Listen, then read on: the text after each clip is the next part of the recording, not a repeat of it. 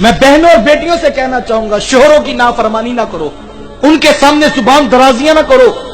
یہ اس دور کا یہ ایک الگ ذکرہ اور ایک المیہ ہے کہ یہاں پر شوہر کی نافرمانی بھی جرم نہیں سمجھا جاتا، جبکہ اللہ کے رسول کیا ارشاد فرمانے ہیں. حضور فرمایا کہ اگر میری شریعت میں سجدہ جائز ہوتا تو میں بیوی کو حکم دیتا کہ وہ شوہر کو سجدہ کرے.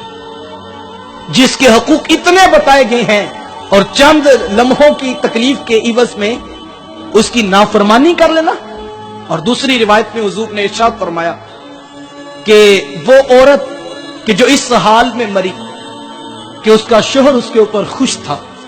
اللہ اکبر. اور حضور فرمایا وہ اس حال میں مری کہ اس کا شوہر اس کے اوپر خوش تھا.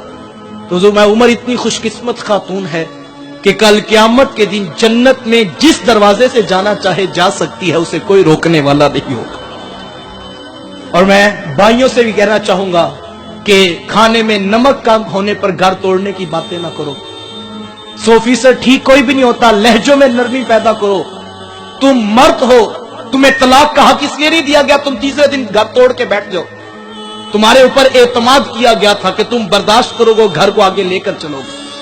رویوں کی تلخیوں کے ساتھ گالیاں دے کر کسی کی بیٹی کو رسوا نہ کرو. اس پہ ہم غور کریں. میری ماں جی بڑی سادہ سی دعا کیا کرتی ہیں اور مجھے اپنی زندگی میں اس دعا کی حقیقت نظر آئی ہے. میری ماں جی سادہ جو پنجابی لہجے میں دعا کیا کرتی، جب بھی ہاتھ اٹھاتی تو وہ کہتی کہ اے اللہ سارے دیا تیاں نو سکھ دیں، کسے دے صدقے میریاں نو بھی دیں. یہ اتنا ہم اکثر جب چھوٹے ہوتے تھے نا یہ بات سمجھ نہیں آتی تھی، لیکن جب بڑے ہوئے تو یہ بات حقیقت میں دیکھی کہ جو کسی کی بیٹی کے لیے سکھ مانگتا ہے رب اس کی بیٹی کو سکھ دیتا ہے. لیکن ہم بڑے عجیب لوگ ہیں، ہم اپنی بیٹیوں کے سکھ تو مانگتے ہیں لیکن جو گھروں میں بیٹیاں کسی کی بہو بن کے بیٹھی ہوتی ہیں ہم ان کے ساتھ ترازو تول کے رکھتے ہیں. کیا یار ایک برتن ٹوٹ جائے میرے معاشرے میں بہو کو گالیاں نہیں دی جاتی؟ میرے ماحول کے اندر بیٹی کو رسوا نہیں کر دیا جاتا کہ تجھے کام کرنے کا نہیں پتا؟ کیا میں گوارا کرتا ہوں 100 روپے کی پلیٹ کی خاطر کوئی میری بیٹی یا میری بہن کو سسرال میں گالیاں دیتا پھرے؟ کیا آپ گوارا کرتے ہیں؟ تو جو ہمارے گھروں میں بیٹھیاں ہیں وہ بھی تو کسی باپ کی بیٹیاں ہیں. تو قدر کرو ان چیزوں کی. کل حشر کے میدان میں جب ترازو رکھا گیا تو معاملہ بڑا سخت ہوگا. یہ حقوق العباد ہیں، ہم نے اس کے اوپر غور کرنا ہے. آج جس بہو کے پاس صرف بیٹیاں ہوں خاندان میں اس کو عزت بھی نہیں دی جاتی. حمل میں الٹرا ساؤنڈ کے ذریعے پتہ لگ جائے پھر بیٹی پیدا ہونے والی ہے تو پورا خاندان اس بیٹی کے ساتھ بھی بائیکاٹ کر دیتا ہے. صاحب وہ کہاں سے لا کر دے تمہیں بیٹے؟ یہ تو اللہ قرآن میں فرماتا ہے کہ اللہ جسے چاہتا ہے بیٹے عطا کرتا ہے، جسے چاہتا ہے بیٹیاں عطا کرتا ہے، جسے چاہتا ہے دونوں عطا کرتا ہے اور جسے چاہتا ہے کچھ بھی عطا نہیں کرتا. یہ اس کی تقسیم ہے، اس کی تقسیم پہ راضی رہنے کا مزاج پیدا کرو. وہ بیٹیاں جو سسرال میں ذلت کی زندگیاں گزاری ہیں کیا جرم ہے ان کے پاس؟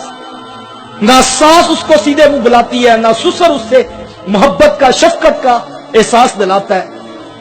وہ جو تمہارے گھر میں آ کر بیٹھی ہے وہ بھی کسی کی بیٹی ہے. کیا میں گوارا کرتا ہوں میری بہن یا بیٹی کو سسرال میں بلا وجہ گالیاں دی جائیں صرف اس لیے کہ ان کے پاس بیٹیاں ہیں؟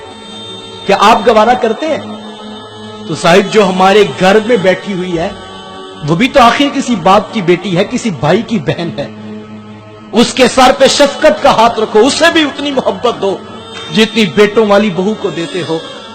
ڈرو رب سے، اس کی پکڑ سے بچو. کل قیامت کے دن یہ سب چیزیں تشت ازباب ہوں گی اور ساری کہانیاں کھل کے سامنے آ جائیں گی اور اس وقت کا پچھتاوا کچھ کام نہیں آئے گا جب حشر کے میدان میں کسی نے گریبان آپ کا پکڑ لیا. میرے معاشرے میں تو بڑی بس میں کسی کی پگڑی اچھال دینا اس کو تو ہم کام ہی نہیں سمجھتے ہیں، اس کو تو ہم جرم ہی خیال نہیں کرتے ہیں. یہ کتنا بڑا جرم، کبھی ہم نے سوچا اس بات کو؟ اللہ کے رسول صلی اللہ علیہ وسلم نے ارشاد فرمایا، حضور کعبے کا طواف کر رہے تھے تو حضور کعبہ اللہ سے مخاطب ہوئے اور حضور میں اے کعبہ تو اللہ کا گھر کعبہ ہے، تیری بڑی شان و منزلت ہے، تیرا بڑا مقام و مرتبہ ہے کہ تو رب کا گھر کعبہ ہے، لیکن کعبہ یاد رکھنا میرے ایک امتی کی عزت کعبہ تیری عزت سے زیادہ قیمتی ہے.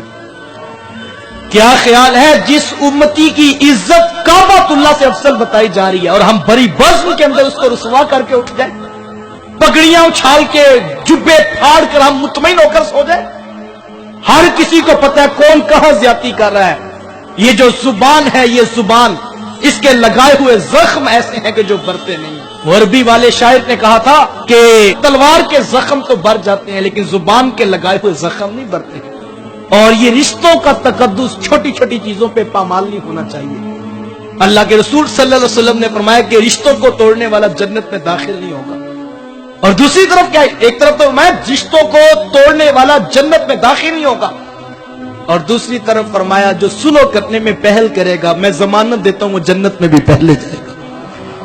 توڑنے والا داخل ہی نہیں ہو سکتا اور جوڑنے والا پہلے داخل کیا جائے گا، سلو کرنے والا پہلے داخل کیا جائے گا۔